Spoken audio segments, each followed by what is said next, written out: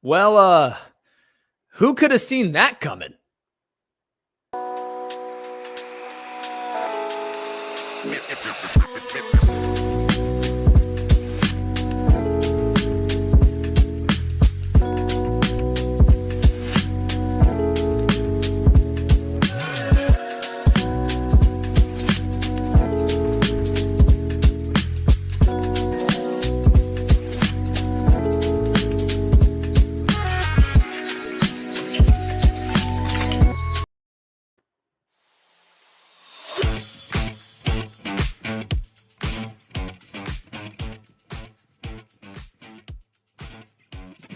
Psychos and sickos unite for a Bradley Beal is finally bought out edition of PHNX Suns, coming to you live from my home studio here. It's just Eric Ruby. Gerald's taking care of the baby. Espo's got Southwest bias in a little bit, and Steven is on vacation because this has been dragging out for far too long. But the Phoenix Suns have finally moved on from the Bradley Beal era, agreeing to a buyout with the former All-Star, the former Washington Wizard, and he will join the Los Angeles Clippers, according to Shams Charania. Before we get into it, let's just take a second, breathe, hit that like button, hit that subscribe button. Make sure you're also over at gophnx.com, as Gerald has an article that dropped about why the Suns are waiving and stretching Bradley Beal, because I understand that the reaction to this, of course, is going to be mostly negative, because how could it not, considering the Suns are now turning somebody that they traded a whole lot of assets for, somebody who was supposed to be a part of a big three, of a new era of Phoenix Suns basketball, of an era of competing and possibly championships, to end up basically losing him and making him into a 5-year problem after missing the play-in entirely, and in year one getting swept. It's an unmitigated disaster, but the disaster is now in the past. It's on the Suns to move on past it. And we're moving on past it here on PHNX Suns with everybody here together. Thank you all so much for joining us here a little bit earlier in the day. We will still have a watch along for the Suns Summer League game later today. And of course, Espo will have his thoughts on Southwest bias here in a little bit. If you have a super chat, go ahead and throw that in there. We'll get to it here on stream. But of course, the Suns have now moved on from Bradley Beal. Now, I think the first question for a lot of people is why? Why would the Suns buy out Bradley Beal instead of just keeping him and trying to move on from him later? Well, first things first is it gives you instant flexibility, according to Shams Charania, and Gerald also has been saying this as well. Beal is giving back $13.9 million out of the $110 million on the final 2 years of his contract to complete the buyout with the Suns, who will obviously, of course, waive that salary over the next 5 years. This will obviously give Bradley Beal the ability to move on to whatever contender he pleases and wherever he wants to go. That ends up being the Los Angeles Clippers. But for the Suns, you had to get that number down to $13.9 million because they already had some dead money on the cap from Nasir Little and EJ Liddell, so that you had to stay below the 22.2 average value of waive and stretch money. Beal taking that $13.9 million less gets you under that, and also allows you to unlock a couple of things by getting under the apron, which is what the Suns have been desperately needing to do. You are now able to aggregate contracts. You now have an extra roster spot available. It now unfreezes your picks in the 2031 season or 2032 season. And there is so much more that the Suns are now able to do to build around Devin Booker, to build around this young core after the Kevin Durant trade. So before we get into the negatives, because I certainly think that there's negatives, and I think we should put a poll in the chat about, do you think this was the right move? Yes or no?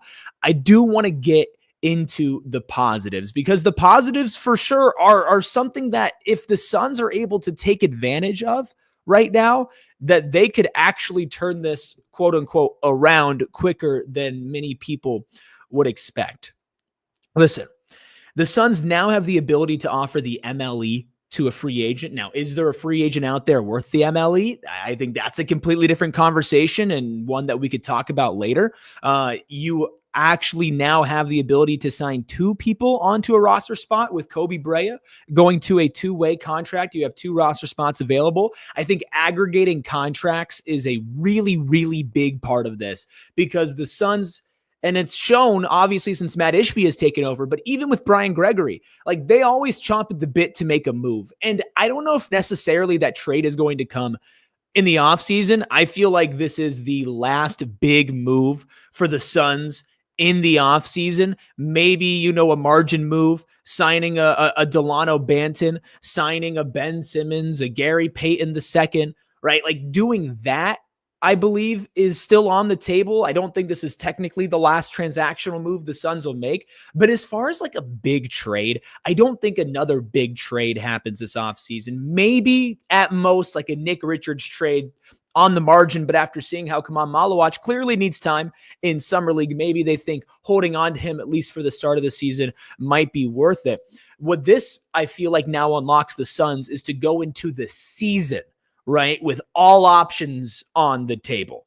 Right now, you're going into the season and you can aggregate Royce O'Neal and Grayson Allen. Let's say a contending team really needs some shooting, really needs a smaller wing player, but somebody to come in and light up that offense. Or they need Nick Richards and Royce O'Neal, or Nick Richards and Grayson Allen, or hell, maybe a big contract comes up and it's all three. That is something that unlocks the Phoenix Suns. And I think PHNX Suns is getting unlocked here because Steven has joined in from vacation. Talk about psychos and sickos. My guy, it had to be big news to bring you out when you went back home. It's been a while since I've seen that home set up. Steven, how you doing, man? I was in vacation mode. At least I was attempting to be. And then obviously duty calls. No different than the Kevin Durant situation did, in a very similar fashion. So here we are, about 4 weeks removed from the KD situation, and we're here again with some more Suns news. I feel like, Steven, and we talked about this yesterday, Gerald and I, as you were rightfully enjoying your vacation until, look, another thing that Bradley Beal ruined, Steven's vacation. Come on, what are we doing here? And this is like the shock value of this is so much lower than it was, if this was just out of nowhere, right? We've been talking about this for months at this point. But beyond the shock value, what are you feeling like now that the decision is made? He's cut the $13.9 million. They've stretched and waived it presumably over the next 5 years. The Suns have moved on from the Bradley Beal era. What's the first thing that comes to your mind? The clarity part that I've continued to kind of harp on. Clarity, having a vision that you can now go and execute upon without restraints. You can do so off your own will and not have to worry about other things hampering that. I believe they've dug now both tax aprons, having moved on from both Durant and Bradley Beal. So that gives them optionality. It gives them multiple ways in which they can go about trying to facilitate the best roster possible around Jordan Ott, and obviously with Devin Booker in Ott's very first season at the helm of things. So that part is very important, to have creative control. There's nothing more valuable than having that. And I think the second part for me, learning lessons, understanding that when the next opportunity presents itself, because with the way that things shift in the NBA now, the Suns might have an opportunity to immediately leap back into things. Not saying that they will, but the opportunity might be there. Is the juice worth the squeeze? Does it make sense for what you're working towards to ultimately leap and try to do something big? Or do you want to just start to gather your bearings and kind of incrementally work yourself back to being towards that contender status? And then the other thing for me, dominoes falling. I feel like things have kind of fell in succession in the way that we've spoken to. They've handled business accordingly, and now they've put themselves in a position to where they can kind of align themselves with the last two things that I spoke with. Yeah, I think the clarity part is huge, especially for this franchise at this moment, right? They've been very clear in reiterating that this is like a new era of the Phoenix Suns, right? With the draft class, with paying Devin Booker and getting rid of the two other highest paid players on the roster. Like, They know that what just happened was a failure. And part of why it was a failure is because the moves they made restricted them so tightly that they couldn't make moves around the margins. We don't know if they could succeed if they got a little bit more wiggle room. I think we saw clearly that where this front office is at right now, where this franchise is right now, is are they able to make home runs when they can barely get a pitch, right? Like you're barely allowed to take a swing because you only have the vet minimum. You can't aggregate contracts. You can't sign a bought out player if they were above a certain threshold because you're over the second apron. Like all of these restrictions stop the Phoenix Suns from making good moves on the margins. Now, did they still miss when they took swings on the margin? They did, right? All of the vet minimums the first year of the Big Three experiment, those failed. Most of them the second year didn't do that great either. So it's not like it was only that stopped them from making the good moves, but you are restricted in what you're able to do when you have those three on the roster. Getting Kevin Durant off the roster, getting now Bradley Beal completely off the roster and not bringing any salary back for him unlocks you to make decisions. Now, will they make the right decision, Steven, is kind of what I've been harping on, because I am in the camp of being worried that the next 5 years, there's going to be a Bradley Beal contract amount on your books, even with the cap going up. I'm not going to lie to people and say that I'm not worried about that. But if they can go and this season, maybe they make a great trade by aggregating a couple of players, or they can have this money free and available, and maybe they snag somebody off the free agent market like a Delano Banton, who goes in and has a great season for them and is now a new young core piece for the Suns, right? Maybe just overall the vibes by doing this. Maybe it was just an untenable situation where nobody was going to be happy if Bradley Beal stuck around. And the franchise and Devin Booker specifically is ready to step into this new era and take that to the next level and be fun and scrappy with these new pieces from the draft and the Kevin Durant trade.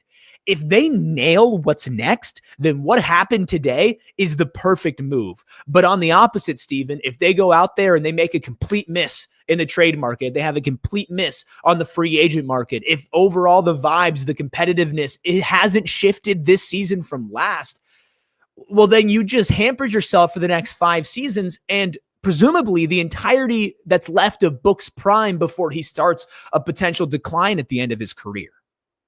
Yeah, there's definitely some risk involved with it, but I err on them simply putting themselves in the position to even make mistakes at this point, because they couldn't even make a decision because of the constraints that they were operating up against with the new CBA taking effect. So just having that opportunity to even make decisions like that and to be able to go and try to execute upon things and kind of move, like I said, on your own will, that's got to be valued as much as anything else, considering, what they're coming from.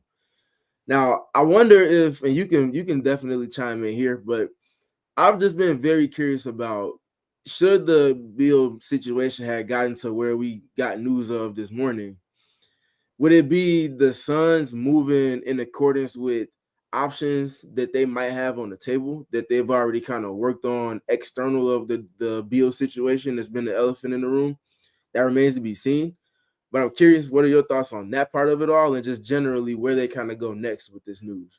I mean, I'd be shocked if they hadn't been already thinking and planning about what comes next, because what's reportedly been the holdup, right, through all of this is from Mark Stein that Bradley Beal wanted his $13 million contract advance last season or yesterday that Gerald and I talked about doesn't affect the number the Suns pay on the cap, but does affect how much money is coming into Bradley Beal's pockets first. So we heard from Mark Stein he wanted to wait until the 15th to get that $13 million advance and not have that stretched out. So that's not the Suns' decision, right? The Suns, in from everything that I know, they know that they've been doing this. They know this has been the decision for the franchise going forward. And then the second thing that we heard when Shams Charania was so gracious to join me at Summer League was that Bradley Beal was looking to pick his next place. He wanted to be sure about where he goes next. Those are two situations that have nothing to do with what the Phoenix Suns are planning to do. So they have not been operating like a team who has been planning about what the Suns situation is going to be after Bradley Beal, the newfound flexibility they have and what they'll do with it. That would shock me, right? So I don't think that they were waiting. I think if this could have happened 2 weeks ago, I think they would have done it 2 weeks ago. But as we've been saying, Steven, Bradley Beal has always held the cards in this, from a no trade clause to having to agree to cut that $13.9 million that he didn't have to cut. Like, he didn't have to do that, right? But of course, now working with the Suns didn't want to do it unless he did. He wanted to go and he joins LA. So I wouldn't be shocked if the Suns' next move, which by all signs is to sign a guard on the free agent market, happens here in the next couple of days. Yeah. It seems like that's what they're kind of lined up for next in the most immediate fashion of news to come from this. There are still options there. Obviously, the Chris Paul part of it is still relevant as well. I know we've seen the reports from Gambo and things like that. But I mean, he's still there. So option-wise, in terms of if it's possible to happen, that's there. You mentioned Delano Ben. That's someone that we've both spoken to multiple times prior to today as a piece that would make sense for what it is that they're working towards, what they need in terms of positional size, and what Jordan Ott has spoken to in terms of wanting to dictate terms with the defense. Having a 6'8" point guard that gets after it at the point of attack is something that would very much help to align with everything that they've spoken to wanting to work to, starting with the defensive end of the floor. So there are options on the table for them. Maybe not as robust of a market if it happened 2 weeks ago, which we've kind of been speaking to as well as time has kind of ticked onward. But generally speaking, again, I know there's the lingering contract that's going to be on their books with Beal, but it is very much a breath of fresh air to not have to think through the avenues of cap constraints and aprons and things like that they will have to work up against. Yeah, a couple more positives that I failed to mention, because luckily Steven joined me and now we can actually have a conversation here, but I got a little sidetracked talking about, potential trades they could make. So not only are they able to aggregate outgoing salaries in trades, they're now able to take back more money than they send out in trades. They're now able to execute sign-in trades. They can now send out cash in trades, and they can absorb players with a certain salary into their MLE. And I mentioned about unfreezing the pick. Obviously, the 2032 first-round pick is currently frozen, which means that it can't be traded. But if they remain below the second tax apron, which they are now, in 3 of the next 4 years, it'll be unfrozen. And if they duck the second tax apron in just 2 of the upcoming 4 seasons, they'll have that 2032 pick move to the very end of the first round, of course, being unfrozen there. If you want more in-depth details on everything going on with why the Suns would waive and stretch Bradley Beal beyond all of this, Gerald has an article that just went out over at gophnx.com. Plus, PHNX Suns will be doing a live watch-along for the Summer League game later today, and Gerald and I will be diving into that a little bit later. We do have a $1.99 super chat from Teddy. Thanks, Teddy. Says, congrats, friends. You are free now. Steven, beyond all of the salary cap ramifications, all of the draft ramifications, like, nobody here thinks, at least on this show, thinks that Bradley Beal is a bad person, right? And he was well within his rights to exercise all of the power that he had over the franchise. That being said, if you take the last month of the season and say that's what it would have been going into this season and beyond, that's untenable for a franchise that's trying to start something new. This was the right move for the culture of the Phoenix Suns. Yeah, 1,000%. You don't want to be going forward with new things, having something old, holding whatever it is that's going to come for the team going forward, holding that back in any capacity. You want to be able to move forward into a new era with nothing holding that back. And I mean, we've spoken on that before as well, that part of it. Which is why it's always felt like the writing has been on the wall for the Beal situation with the Suns. It never felt like he would be going into next season on the roster. I know there were reports that it was potentially something that could happen. I just personally didn't see it because of that part in particular. Not that Beal is a bad player. Obviously, he's not playing up to the value of what his contract was. Now he'll be a whole lot closer to that going forward into whatever his new situation is. Obviously, the report is that he'll be going to the Clippers, but for the Suns, not having to worry about that part of it anymore. You don't have to worry about the Budenholzer situation is behind you. What you did with the Kevin Durant situation, again, that's self-inflicted. That's behind you. You made the most out of that situation that you possibly could. Now the next domino to fall is the Bradley Beal situation. That fell this morning. And now it's about what you do to make the absolute most of that situation as well. No different than you did with each of the last two. I think we all agreed that the Jordan hiring, just off of the things that we've learned to know about him from his time with Cleveland. Obviously, you got to speak with Kenny Atkinson about him as well. Everything prospectively feels like an A+ having Jordan in place of Mike Budenholzer. You get the 3 picks that you made from this most recent draft in place of Durant. You never fully replace an all-time great. We understand that part. But you made a way in that situation as good as well as you possibly could have, considering the lack of leverage that you had. Now it's on to the Beal situation. It's all about what you do in response to that. And now Brian Gregory again is under the microscope in terms of looking at what he decides to do going forward for this franchise.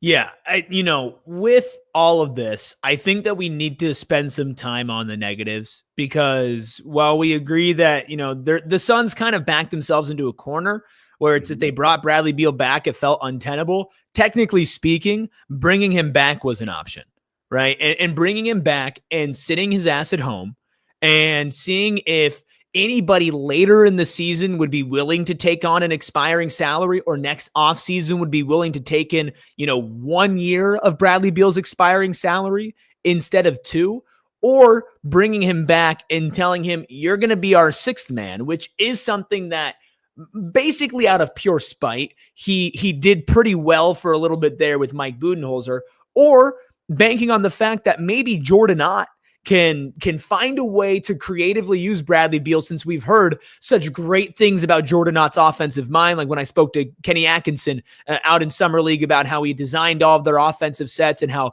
Donovan Mitchell, when he spoke to Shane Young, talked about how he was always sending new offensive philosophies and ideas. Maybe there would have been more of a respect there, right? Maybe there would have been more of a place for Bradley Beal on this roster next season. But with the potential negatives of doing that as well, if that makes Devin Booker upset, if that stops you from making a trade during the season, I see why the Suns felt like they had to do it. But Steven, do you feel like there was any way that Bradley Beal could have not been bought out this summer and it could have worked out better for the Suns? I feel like, I know it was possible for him to come back. I just didn't see it being something that made sense for any of the existing parties. But in addition to that, we spoke about it with Gerald about 2 weeks ago, where I posed a question to you all because we were kind of talking around the idea of him being on the contract books but not around the team. And I was questioning what were your thoughts about the optics of that? Again, that's not something that you want to have as a dark cloud over all this kind of sunshine and newness that Jordan Ott is looking to establish, setting a new tone going forward. Optics-wise, especially not just to the franchise, but to the rest of the league as well, that just looks all types of ways. And for a franchise that is still not too far removed from old ownership and everything that came from that faction and everything, the nonsense that was going on and whatnot, you don't want to rehash those things. You don't even want to be operating in a similar hemisphere as those things. You want to be operating as clean-shaven with your business going forward as possible. And it feels like this decision with Beal ultimately was in alignment with that more than any other option. There we go. We finally got a Steven alignment counter on vacation. Yes, and I do think that with the Bradley Beal situation, I think that's less of a telltale sign about your organization, because I don't think anybody could look at that situation and not see that like it just worked out in the worst possible case scenario. And the Suns really couldn't do anything different. I mean, Mike Budenholzer definitely hurt the situation and hurt the relationship with how he handled Bradley Beal, but the Suns fired him. He's gone, right? I think it's more the Kevin Durant situation in that sense, where you tried to trade him behind his back without talking to an all-time great who said he wanted to retire there and stay in Phoenix. Excuse me. And then go on and have to deal with that trade afterwards. But that's also part of the reason why you extend Devin Booker, right? And why you commit to him. So any final thoughts, Steven? What we'll do here is I want to talk really quickly about Bradley Beal staying in the Pacific Division and staying with the Clippers, and then also about what the Suns can do on the free agent market and a couple free agent names that have been shot down by other names and by Gerald Bourguet here at PHNX. Before we get to Steven's final thoughts, I want to remind everybody, hit that like button. Hit that subscribe button as well. Espo will be live for Southwest Bias here at around 11:30 on this very channel. And then Gerald and I will be back for a Summer League watch along at 2:00, where we'll also be talking about Bradley Beal. Zatun in the chat makes a great point, says, where are the likes? I thought all y'all would be happy. I thought it was the meme, the breaking free meme. And we're not hitting the like button here. 366 people did vote and say 81% said this was the right move, Steven. How do you feel? Your final thoughts on Bradley Beal being bought out by the Phoenix Suns and the Beal era or error in Phoenix being over? Yeah, I feel like it was the right move. Again, you need to put Jordan out in the best situation he could be in from a roster standpoint, from a culture standpoint. Obviously, Devin Booker as well in the best position he could be in going forward. You can't do that without detaching from things of old that are potentially going to hold you back, whether it be contractually, whether it be culture-wise, or just on the floor as well, more than anything else. And again, having Jalen Green be brought in for Kevin Durant in that trade as well kind of felt like the writing again was on the wall. You have another guard that plays not exactly the same way, but similarly, that would put him in a situation where he's not going to be starting for the team. So things are making more sense. That clarity that I've been speaking to is becoming more and more apparent as we kind of inch closer towards training camp and through summer league and things like that. I would say they made a way so far with everything, all things considered, as well as they possibly could so far. Yeah, I think that obviously, like I said before, it's going to be judged on what they do next, and we'll talk about that here in a second. I'm just glad it's over.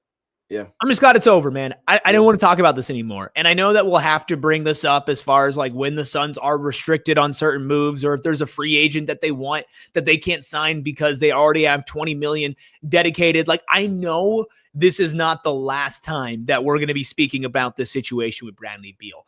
But my Lord, I was so sick of talking about the potential of it, talking about why it took so long, talking about what the Suns will do afterwards, but in more of a guessing stage rather than a definitive stage. It's a new era, Steven. It's time to move on. And we are going to move on. Roy with a $1.99 super chat goes, na, na, na, na, na, na, na, na. Hey, hey, hey, goodbye. Ain't that some real stuff there? Real quick, Steven, how do you feel about him staying in the Pacific Division, staying local, basically going over to LA, and joining the Los Angeles Clippers? I think the Clippers have done a sensational bit of business over the last handful of weeks. The pieces that they've brought in, obviously surrounding their kind of foundation a little bit better now going forward into this upcoming season. They're in a good position to be right back where they were in terms of in that first round, being in Game 7 with the Denver Nuggets, but not having the same things that plagued them throughout that series repeat itself going into next season. And I feel like they're a team that's going to very much be in the thick of everything in terms of contender conversations. Obviously, they have one of the best head coaches in the NBA for the last decade now in Ty Lue. They have some good things working with them. Bradley Beal is going to be a very good player for the Los Angeles Clippers. Don't allow for anybody to tell you otherwise. He's still a very good player now. He was very much in need of a breath of fresh air, no different than the Phoenix Suns were. So, again, this was very much something that was mutually important for both existing parties to get established.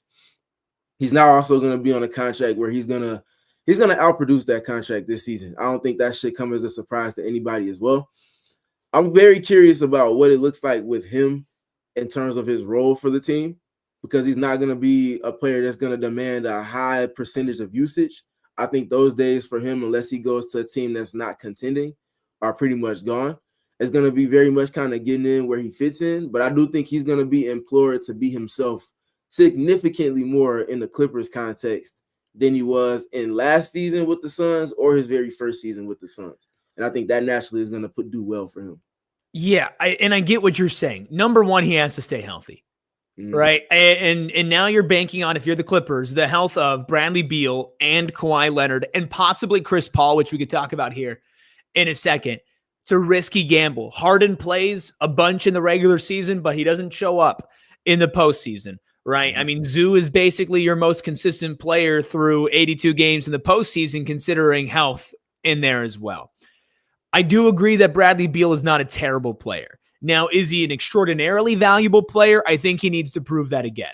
because while he completely underplayed his contract value and what he's signing with the Clippers, which I believe is a 2-year, $11 million contract, I believe is below the open market value he would get in certain situations. I do think that as far as can you be a member of a winning basketball team, Bradley Beal has not proven that since the Washington Wizards were good in the Eastern Conference, and we all know how long that's been.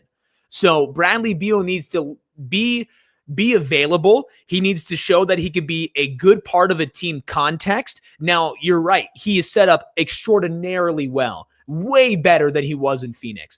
I think he'd be better set up in Phoenix this year than he was the last 2 years, but still much better with Ty Lue, who we all agree is an incredible coach, an incredible defensive mind. You have a Kawhi Leonard, a James Harden, a Zubats as well back there that is such a great insulary 3 high-end players for Bradley Beal. You know, they just got rid of Norman Powell, so essentially Bradley Beal is going to slot into that Norman Powell role, and I believe he's a better player than Norman Powell overall, even though Norm's last season was good.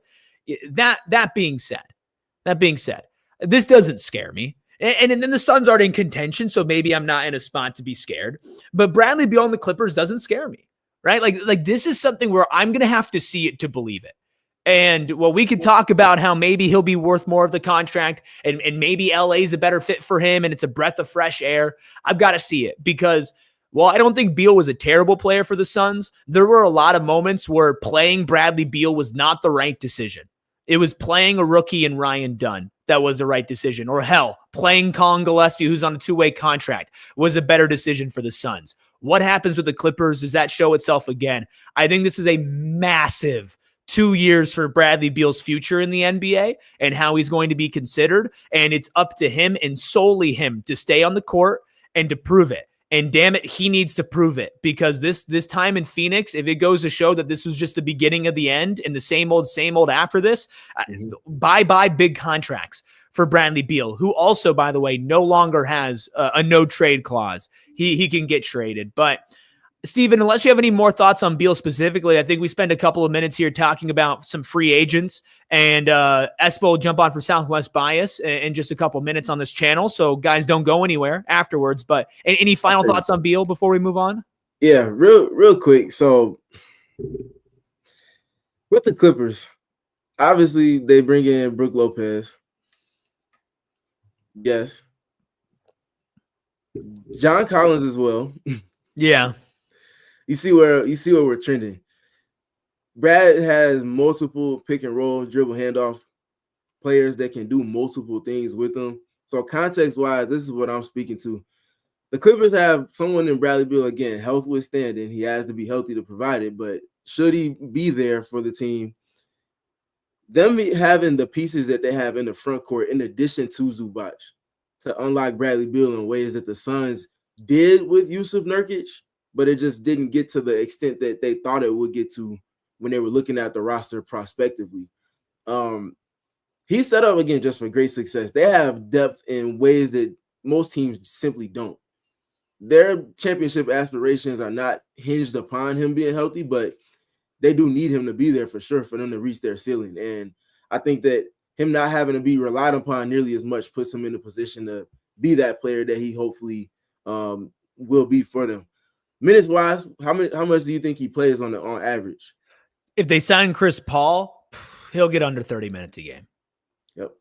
So again, to that point, if you're talking about trying to navigate the injuries, if he's not playing as much, there's no guaranteed outlet for that, but it probably gives you a little bit better of a chance if he's not playing 30 or 32, 33 minutes for you. So just again, he's just set up for good success. They have depth in ways that most teams don't. And again, I just don't see them being anywhere less than a second-round team, and they should be finishing really no less than the conference finals next year. Nah, enough of the Clippers talk, even though I agree with you. Let's talk about some free agents before we get out of here in a couple of minutes. I'm going to tell you some names that have been shot down. Want to talk about who else could be available beyond that. I know there's a lot of chat in here about DeAnthony Melton. And as much as we would all like DeAnthony Melton, Gerald has shot it down. Apparently Mark Stein is saying he's going to the Warriors. That's just not seeming like an option for the Suns. It's also been reported out there by Gambo and a couple other people that Chris Paul will not be on the Phoenix Suns. So that leaves you now with like a Ben Simmons, Gary Payton II, Cam Payne, right? Like these are the names that now the Suns are able to kind of navigate. Maybe a Russell Westbrook can add Is there a name that stands out to you beyond the ones that have been shot down? I think Delano Banton is a name that I continue to just be high on. I feel like he's a buy low and a player that can significantly outplay the contract that you would probably extend to him for probably a 1-year prove it type of deal. And then ultimately, like you spoke to, become a piece that helps to build this new foundation with youthfulness and size at multiple positions in ways that we maybe didn't see them potentially having going into this offseason. I'm actually very much in on Ben Simmons. No, I acknowledge that he's not going to be like a grand slam type of immediate all-star level type of piece that they're adding. Those days for him are probably not in his cards anymore. But looking at the Suns context, if you need someone that can get Devin Booker and Jalen Green off the ball and get your offense efficiently into the half court and get through multiple sets and actions and play efficiently to the second side, have an efficient pick and roll, Ben Simmons is a answer to a lot of the questions that defenses are going to throw at the Phoenix Suns. Jalen Green, how well do you play off of double teams? Devin Booker, how well do you play off of double teams? If your immediate counterpunch to that is Ben Simmons in short roll playing 4-on-3 all game, he's one of the better playmakers in the NBA still until this day. That's one of the skills that he has that will never diminish. So if he's just putting pressure on the rim and 4-on-3s and playing an advantage for the 15 to 20 minutes that he does play, and then on the defensive end, he's giving you above average versatility and positional size to play 1 through 5, that's something that really helps a team that, again, is very young and still trying to retool and, like they said, make the playoffs this upcoming season. I agree with you. I was not as low on Ben Simmons as a lot of other people. Apparently, Gambo just shot Ben Simmons down, so no on Ben Simmons. Delano Banton is my numero uno choice. Like I need Delano Banton in a Suns uniform. 6'8" point guard, somebody who's young, who's on track with the Phoenix Suns' next step is going to be, damn it, he'd be like the fifth tallest player on the roster at this point at 6'8". So I definitely think that's somebody. Apparently, he's also shot down Russell Westbrook. I haven't seen that one out there as well, but that doesn't surprise me as much as the Ben Simmons one. We'll see what the Suns do, right? Like that's the thing, is there's still a lot on the table. They could maybe not sign anybody at all and go and try to acquire an extra contract in a trade, right? Have just some more space and availability. I mean, they need to maybe shore up some of their wing situation, but I don't see this roster as one that needs a huge change anywhere because the expectations aren't that high. So as we get out of here, Steven, is there anything that you haven't said today that you want to say about the situation before we go let you enjoy your vacation a little bit more? No, just the clarity being provided and them being able to move forward on their own will is just as important as anything. And I mean, I think you have to salute the front office for a decision that certainly was tough, but you err on being able to get creative control back more than anything else. And again, for them to have navigated those waters in the ways in which they have, and we have obviously seen results from the head coaching hire to obviously the Durant return and what that ultimately turned into, they've done solid.